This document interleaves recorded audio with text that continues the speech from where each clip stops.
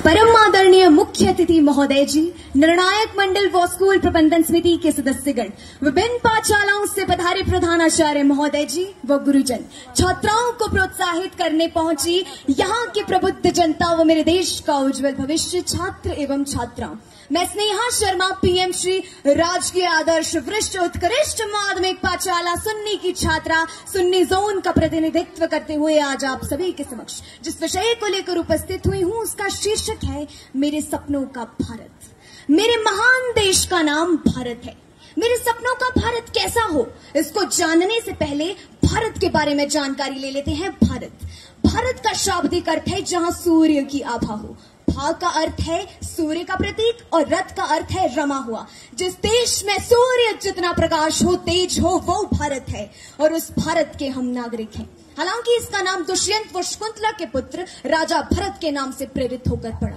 मेरे सपनों का भारत वो भारत है जब आचार्य चाणक्य ने धनानंद जैसे क्रूर शासक को परास्त कर स्वच्छंद शासक की नींव रखी। मेरे सपनों का भारत वो भारत है जब कश्मीर से कन्याकुमारी तक वैदिक पद्धति हुआ करती थी। मेरे सपनों का भारत वो भारत है जब चीन के फायान और जर्मनी के मैक्स मूल जैसे विद्वान भारत में आकर दर्शन शास्त्र और वेदों का अध्ययन किया करते थे।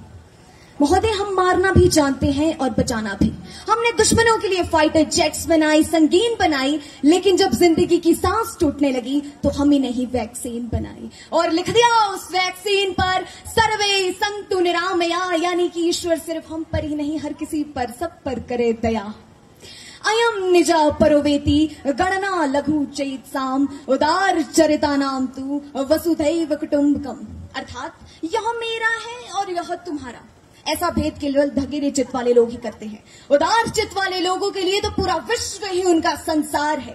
महोदय, मुझे बड़ा ही गर्व महसूस होता है जब इसरो के वैज्ञानिक चंद्रमा के दक्षिण छोर में अपना चंद्रयान उतारते हैं और वहीं दूसरी ओर भारत का नमक खाकर कुछ नमक हराम देश के साथ गद्दारी कर भारत को नशे की सामग्री वो हथियार अवैध तरीके से पहुंचाकर देश की युवा शक्ति का खात्मा कर रहे हैं।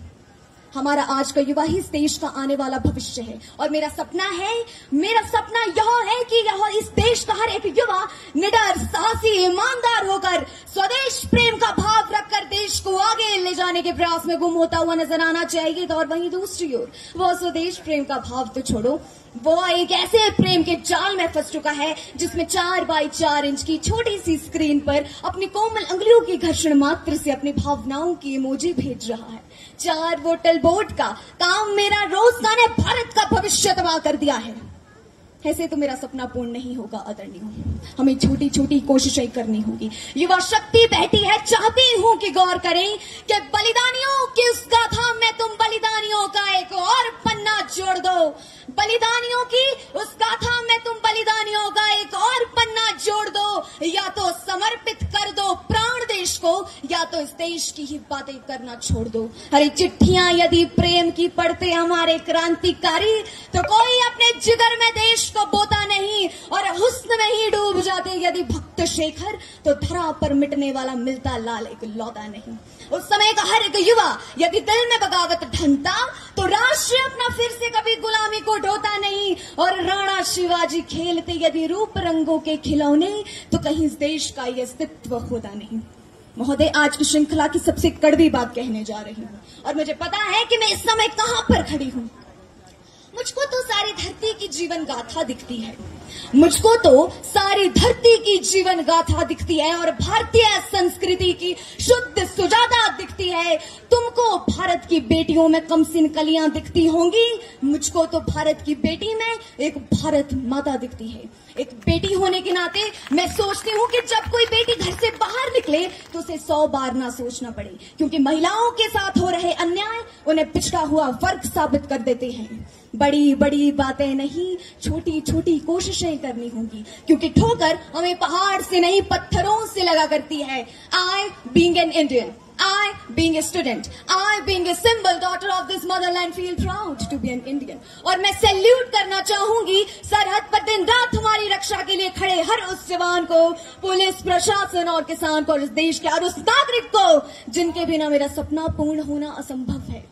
और आज इस मंच पर पूरी जिम्मेदारी के साथ एक भारत की बेटी होने के नाते मैं बस इतना ही कहूंगी कि मेरे देश की जिम्मेदारी नहीं है हमें आगे ले जाना, मेरे देश की जिम्मेदारी नहीं है हमें आगे ले जाना, बल्कि हमारी जिम्मेदारी है अपने देश को आगे ले जाना, अपने राष्ट्र को आगे ले जाना, अपने वतन को आगे ले जाना। अब अंत में मैं चाहती हूं एक स्वर में इस क्षेत्र, इस प्रदेश, इस प्रदेश को समझा दें कि मेरा हिंदुस्तान महान था, महान है और महान ही रहेगा। मेरा हिंदुस्तान महान था, महान है और महान ही रहेगा। होगा हौसला सबके दिलों में बुलंद तो एक दिन पाकिस्तान भी जय हिंद कहेगा, क्योंकि देश से है प्यार तो हर पल ये कहना चाहिए, मैं रहूं या ना रहूं भारत ये रहना चाहिए। चाहती हूं कि एक साथ आप मेरे साथ मिलकर भारत माता की जय का नारा लगाए।